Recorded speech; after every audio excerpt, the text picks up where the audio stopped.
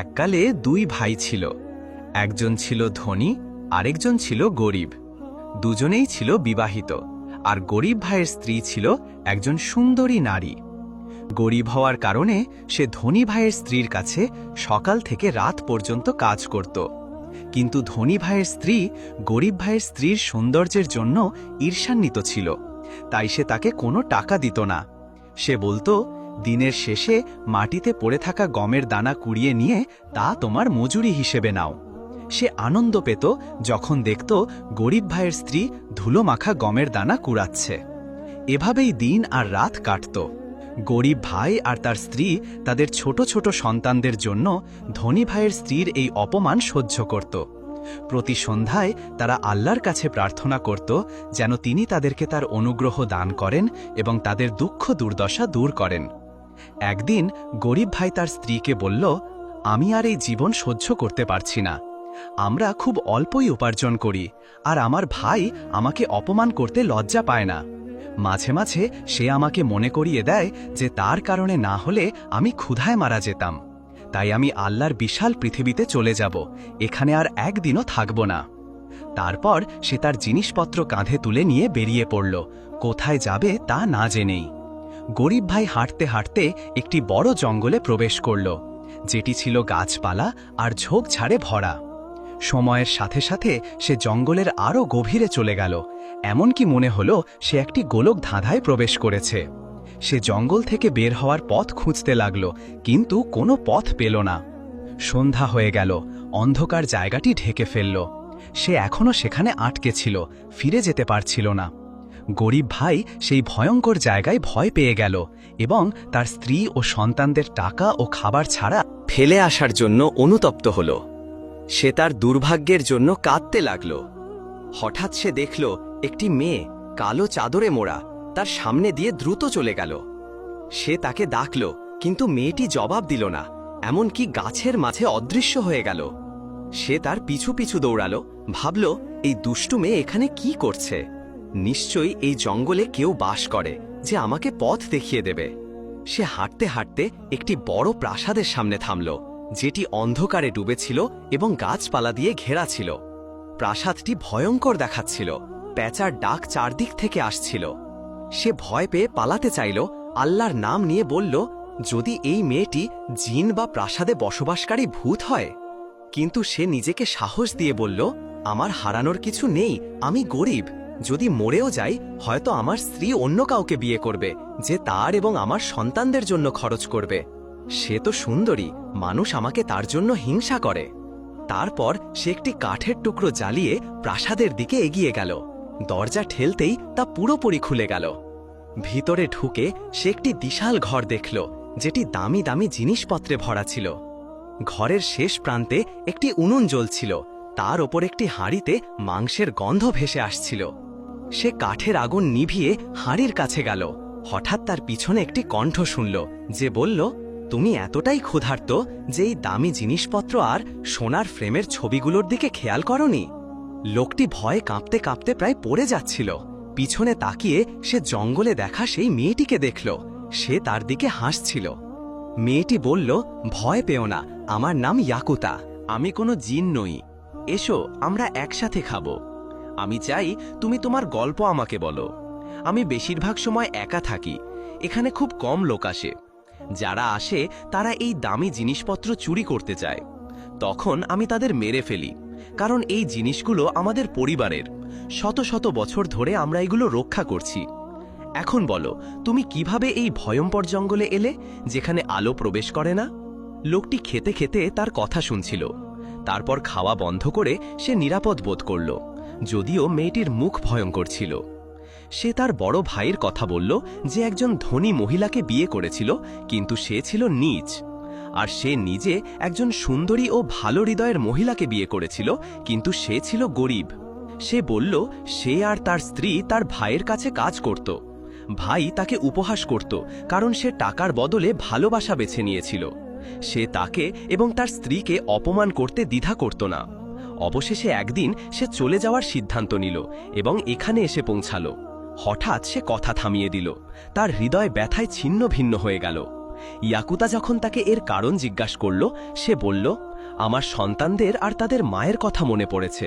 তারা ক্ষুধার্ত অবস্থায় রাত কাটাচ্ছে, আর আমি এখানে সবচেয়ে সুস্বাদু খাবার খাচ্ছি। ইয়াকুতা তার গল্প শুনে কেঁদে ফেলল। তারপর চোখের পানি মুছে বলল, শোনো, তুমি যখন এই ঘর থেকে বেরোবে তখন একটি লম্বা বারান্দা দেখবে। সেখানে 4টে ঘর আছে। চতুর্থ ঘরে পৌঁছে তুমি সেখানে রূপার স্তূপ দেখবে। যতটা পারো নিয়ে নাও। কিন্তু সে তাকে সতর্ক করে বলল, অন্য ঘরগুলো খুলবে না, সেগুলো তোমার জন্য নয়। আর যা ঘটেছে তা কাউকে বলবে না, যাই ঘটুক। এখান থেকে বের হয়ে আর কখনো ফিরে এসো না, কারণ আমি আমার মায়ের কাছ থেকে তোমাকে নিরাপদ রাখতে পারবো না। গরিব ভাই বলল, ঠিক আছে, আমি তাই করব। তারপর সে বারান্দায় প্রবেশ করল। ডানে বামে তাকিয়ে 4টি সুন্দর জড়ানো দরজা দেখল। যখন সে একটি দরজা খুলতে গেল, ইয়াকুতার কথা মনে পড়ল, তাই সে থেমে গেল। সে চতুর্থ দরজার কাছে গিয়ে তা খুলল এবং বিস্ময়ে রূপার স্তূপ দেখে তাকিয়ে রইল। সে একটি বস্তা নিয়ে তা অর্ধেক ভরে নিল, তারপর তা কাঁধে তুলে বেরিয়ে গেল। ইয়াকুতা তাকে দেখে বলল, তুমি লোভী হাওনি, তাই যা নিয়েছ তা তোমার জন্য হালাল। যদি তুমি বস্তাটি পুরোপুরি ভরে নিতে, তবে তুমি প্রাসাদ থেকে দূরে যেতে পারতে না, আর আমার মা তোমাকে খুঁজে পেত এবং মেরে ফেলত। গরিব ভাই বলল, আমি সারা জীবন গরিব ছিলাম। আমার স্বপ্ন ছিল না ধনী হওয়ার, শুধু চেয়েছিলাম আমি, আমার স্ত্রী আর সন্তানরা পেট ভরে খেতে পারি। ইয়াকুতা বলল, যদি তুমি এই রূপা সঠিকভাবে ব্যবহার করো, তবে তুমি আর কখনো গরিব থাকবে না। তারপর সে তার সাথে গিয়ে পথ দেখিয়ে দিল। হঠাৎ থেমে বলল, এই পথে এগিয়ে যাও, তুমি জঙ্গল থেকে বেরিয়ে যাবে। আমি প্রাসাদে ফিরে যাব মা ফিরে আসার আগে। গরিব ভাই জানত না যে এই মেয়েটি একটি জিন, যে তার মায়ের সাথে এই প্রাসাদে বহু কাল ধরে বাস করে। কিন্তু সে ভালো মানুষদের ভালোবাসত এবং তাদের ক্ষতি করত না। হাঁটতে হাঁটতে সে ক্লান্ত হয়ে পড়ল, তাই একটু বিশ্রাম নিল। তারপর আবার হাঁটতে শুরু করল। সে বিশ্বাস করতে পারছিল না যে তার কাছে অর্ধেক বস্তা রূপা আছে। সকাল হলে সে বাজারে গিয়ে একটি গাধা আর কিছু ভেড়া কিনল। তারপর খাবার কিনে গাধায় জোরে বাড়ি ফিরল। দূর থেকে সে তার সন্তানদের দেখল। তারা বাড়ির কাছে কিছু ঘাস কুড়াচ্ছিল। তাকে দেখে তারা হাতের জিনিস ফেলে দৌড়ে এলো, চিৎকার করে বলল, বাবা ফিরে এসেছে, বাবা ফিরে এসেছে। তারা তার কাছে পৌঁছে বলল, বাবা, আমরা ক্ষুধার্ত। সে তাদের জড়িয়ে ধরে কাঁদতে লাগল এবং বলল, তোমরা খাবে আর তৃপ্ত হবে আমার সন্তানরা। তারপর সে দরজা খুলে তার স্ত্রীকে ডেকে বলল, কোথায় তুমি ও আমার স্ত্রী? আমি তোমাদের জন্য খাবার এনেছি। ভাজা মুরগি এখনো গরম, রুটি, মরিচ আর জলপাই আমাদের জন্য অপেক্ষা করছে। তার স্ত্রী তার কণ্ঠ শুনে আনন্দিত হল। সবাই হাত মিলিয়ে খেতে শুরু করল এবং তৃপ্ত হল। তখন ছেলেরা তাদের মাকে বলল, বাবা ফিরেছে আর তার সাথে ভেড়ার পাল আছে, তারা বাড়ির কাছে চড়ছে। স্ত্রী বিস্ময়ে তার স্বামীর দিকে তাকালো। সে বলল, বসো, আমরা চা বানাবো আর আমি তোমাকে সবকিছু বলবো বাড়ি ফেরা পর্যন্ত। গল্প শেষ করার পর তার স্ত্রী দরজার সামনে দাঁড়িয়ে ভেড়া আর গাধার দিকে তাকিয়ে বলল, কি আশ্চর্য গল্প, কি অদ্ভুত ঘটনা। কিন্তু বলো, এই ভেড়াগুলো দিয়ে তুমি কি করবে? তার স্বামী বলল, আমরা এদের পশম বিক্রি করব, দুধ নিয়ে পনির আর মাখন বানাবো। আমি প্রতি সকালে বাজারে গিয়ে তা বিক্রি করব। বাকি রূপা দিয়ে আমরা এই বাড়ি মেরামত করব এবং নতুন আসবাব কিনব।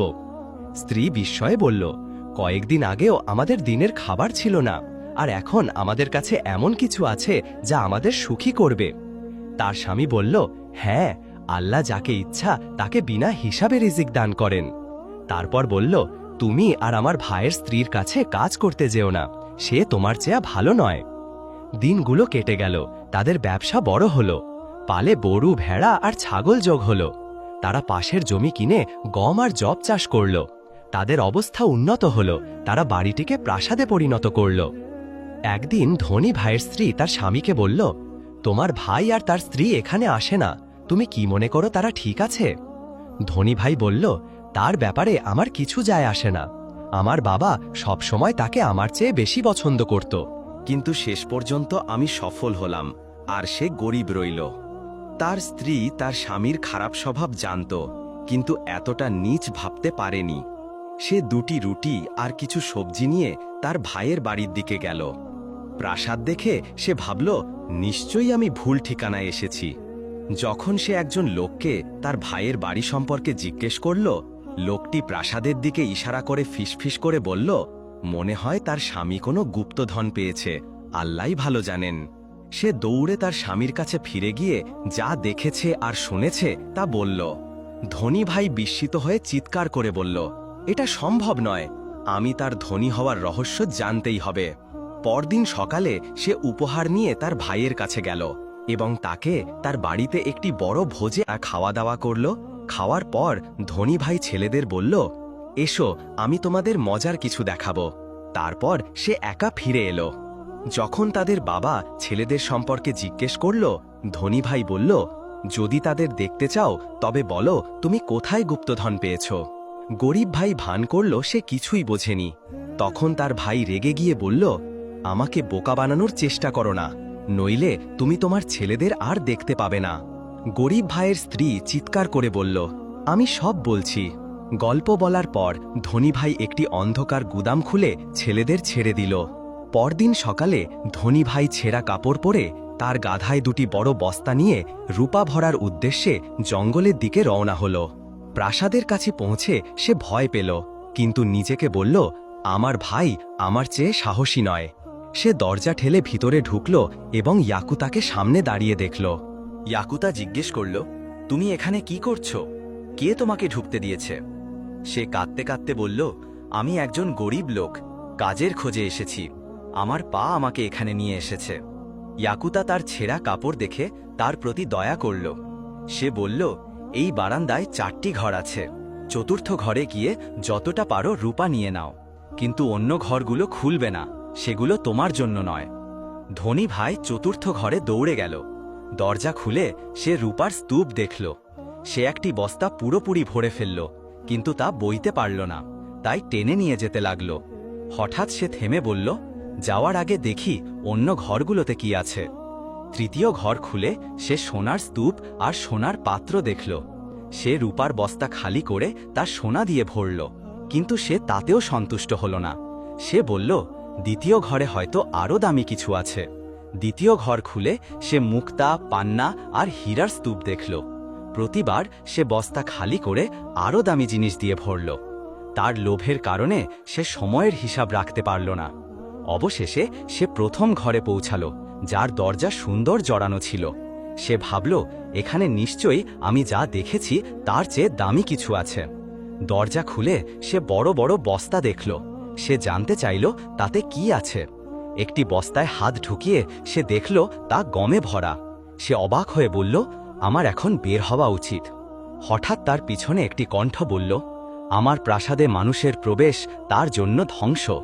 এটি ছিল প্রাসাদের মালিক জিন মা, যে ফিরে এসেছিল। সে সব ফেলে পালিয়ে গেল, তার দুর্ভাগ্যের উপর অভিশাপ দিতে দিতে। তার কাছে শুধু এক মুঠো গম ছিল। জিন তাকে ভয় দেখানোর জন্য পিছু নিয়েছিল, যাতে সে আর ফিরে না আসে। ধনী ভাই বাড়ি ফিরে এলো। তার অবস্থা শোচনীয়। দৌড়ানোর কারণে তার পা ফুলে গিয়েছিল, সে আর দাঁড়াতে পারছিল না। তার স্ত্রী একজন শক্তিশালী শ্রমিক নিয়ে এলো তার জমিতে কাজ করার জন্য। সে সারা দিন তার সাথে কাটাতো, একসাথে খেত। যখন তার স্বামী ক্ষুধার্ত হতো সে খাবার খুঁজত, কিন্তু পাত্রগুলো খালি পেত। সন্ধ্যায় তার স্ত্রী পেট ভরে খেয়ে ফিরত, তারপর বিছানায় গিয়ে ঘুমিয়ে পড়ত। স্বামী তার এই আচরণে দুঃখ পেত। অসুস্থ অবস্থায় তার প্রতি এই ব্যবহারে কাঁদতে লাগল। সে তার লোভ আর দুর্ভাগ্যের জন্য অনুতপ্ত হল। সে ভাবল, যদি আমি লোভ না করতাম, রূপা বা সোনা নিয়ে চলে আসতাম, তবে আমি এখন শহরের সবচেয়ে ধনী ব্যক্তি হতাম। তারপর সে বুঝল জিন কি বোঝাতে চেয়েছিল। প্রথম ঘরে রাখা গম ছিল সবচেয়ে দামি। সে ভাবল, টাকার কি উপকার যদি মানুষ খাবার না পায়। কিন্তু সে তা বুঝল যখন সে প্রচণ্ড ক্ষুধার্ত হল। পরদিন সকালে সে কষ্ট করে তার ভাইয়ের বাড়ি গেল। তার ভাইয়ের স্ত্রী দরজা খুলল এবং তার অবস্থা দেখে তাকে ভিতরে নিল। তাকে সুস্বাদু খাবার খাওয়ালো এবং বলল, বলো তোমার কি হয়েছে, তোমার স্ত্রী কোথায়?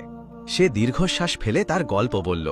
সে বলল, জঙ্গলে জিনের পিছু ধাওয়া করার পর আমি অসুস্থ হয়ে পড়েছি। আমার স্ত্রী আমাকে আর চায় না, কারণ আমি এই অবস্থায় আছি, আমি আর কাজ করতে পারি না। তার ভাইয়ের স্ত্রী তার প্রতি দয়া করে বলল, কোনো সমস্যা নেই, তুমি সুস্থ হলে আমি তোমার ভাইকে বলবো তুমি আমাদের কাছে কাজ করতে, আমি তোমাকে মজুরি আর থাকার জায়গা দেব। ধনী ভাই বলল, তুমি কি সত্যি বলছো? তুমি কি আমার জন্য এটা করবে, যদিও আমি তোমাদের এত কষ্ট দিয়েছি? তার ভাইয়ের স্ত্রী বলল, আমরা মন্দের বিনিময়ে মন্দ করি না, তাই আল্লাহ আমাদের সম্মান দিয়েছেন।